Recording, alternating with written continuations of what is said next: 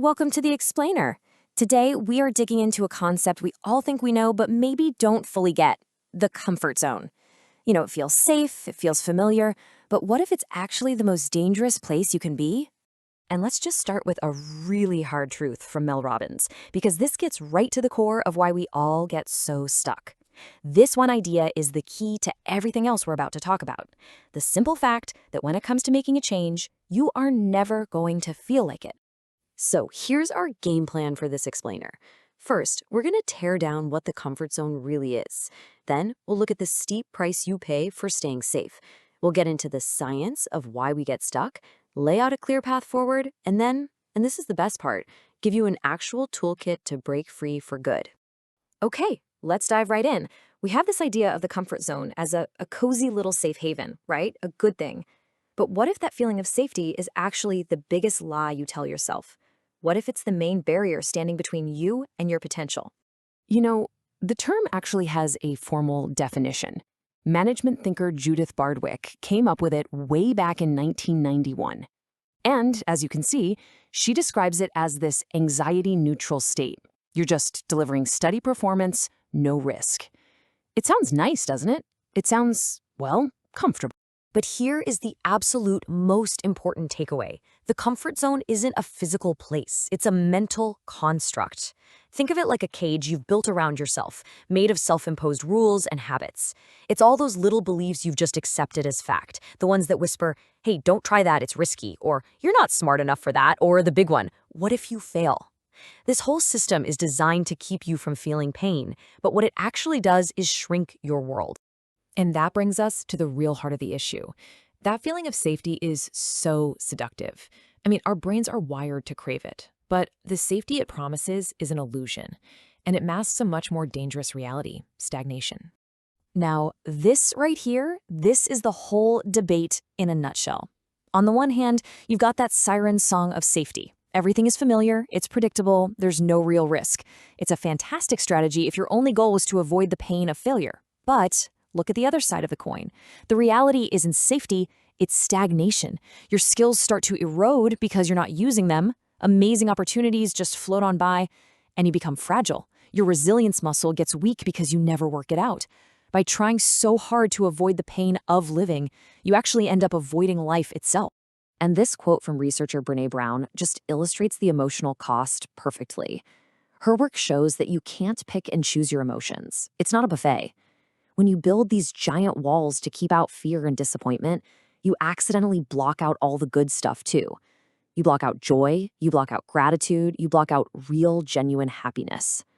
The price you pay for avoiding the lows is giving up the highs. Which brings us to what might be the ultimate tragedy of staying comfortable. When we numb ourselves to avoid any chance of failure, we risk ending up just like the people in this heartbreaking poem from Oliver Wendell Holmes. We risk never sharing our unique gifts with the world, never going after our real dreams, and dying with all of our music still locked up inside of us. So, okay, if the cost of staying put is so incredibly high, why is it so ridiculously hard to leave? The answer isn't that you're weak or lazy, it's not a lack of willpower. The answer is actually hardwired into our psychology and our biology. So let's ask the question that I'm sure you're thinking. Why is it so hard to break these routines, even when we know they're holding us back? Well, it's because we're not just fighting a bad habit. We are fighting powerful, invisible forces inside our own minds that are designed to keep us exactly where we are. Mel Robbins explains this better than anyone with two key ideas. First, there's something called activation energy, and that's the physical force it takes to switch from doing something on autopilot to doing something new. Think about the real effort it takes to get out of a warm, comfy bed into a cold room. That's activation energy. Second, your brain basically has two modes: a low-energy autopilot for all your routines, and a high-alert emergency brake for anything that's new, scary, or uncertain. And guess what? Your brain will always choose autopilot and slam on that emergency brake to stop you from doing something different.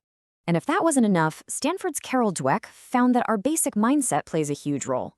If you have a fixed mindset, you believe your talents are just fixed. So any challenge is a threat that might expose you as a fraud. You get trapped by the tyranny of now. But a growth mindset, and this is the key to everything, believes that your abilities can be developed. It actually welcomes challenges and sees failure not as the end, but as a chance to learn something. It's all about the incredible power of yet. Now, learning about all these forces trying to hold you back isn't supposed to discourage you, it's actually the opposite. It's meant to empower you with a clear map of the road ahead, so you know exactly what the journey looks like. The secret isn't to just leap into pure terror. It's about finding what psychologists call optimal arousal. If you look at this chart of the Yerkes-Dodson law, it makes perfect sense. On the far left, with too little stress, you're bored and your performance is terrible. On the far right, with way too much stress, you're in the panic zone, totally frozen. The goal is that sweet spot right in the middle, a manageable level of good stress, or eustress, that actually pushes you to perform at your absolute best. And getting there isn't one giant leap. It's a journey through 4 distinct zones. You start in your comfort zone, of course, but to grow, you must step into the fear zone. And yet, this is where you face all the excuses and the self-doubt. But if you push through that, you enter the learning zone. This is where you start picking up new skills and figuring things out. And finally, you arrive in the growth zone. This is where you find your purpose, and you actually establish a new, bigger comfort zone. So, how do we actually do this? How do we navigate through those zones? This is where we get really practical. Let's look at 2 incredibly powerful, science-backed tools you can use to force this change to happen. And the very first tool is all built around this number, 5.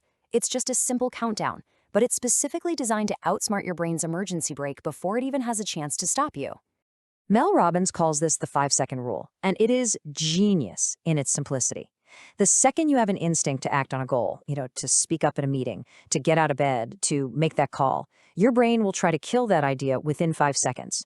To override it, you just count backwards. 5, 4, 3, 2, 1.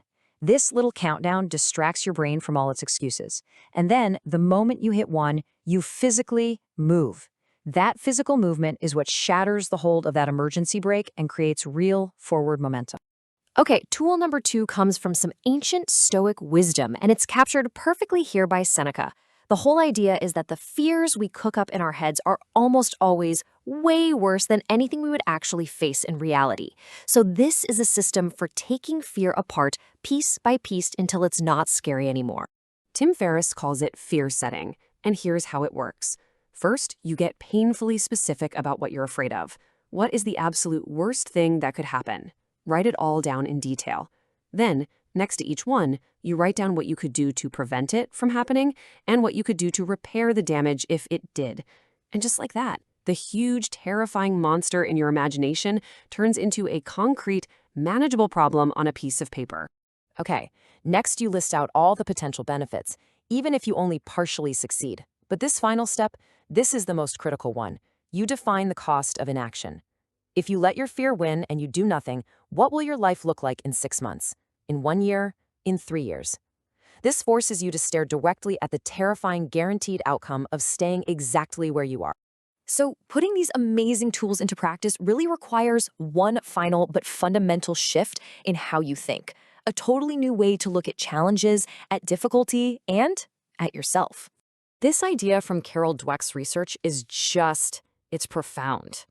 She studied a school that instead of giving students a failing grade, gave them the grade not yet. Think about that. It completely reframes what failure is. It's not a final judgment on you. It's just a point on a curve. A not yet isn't a dead end. It's a signpost showing you the way forward.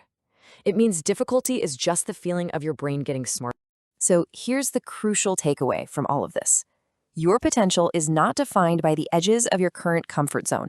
It's defined by your willingness to use these tools, to embrace the not yet, and to step beyond those boundaries over and over again. You always have a choice between what feels safe and what's possible. So the only question is, which one will you choose?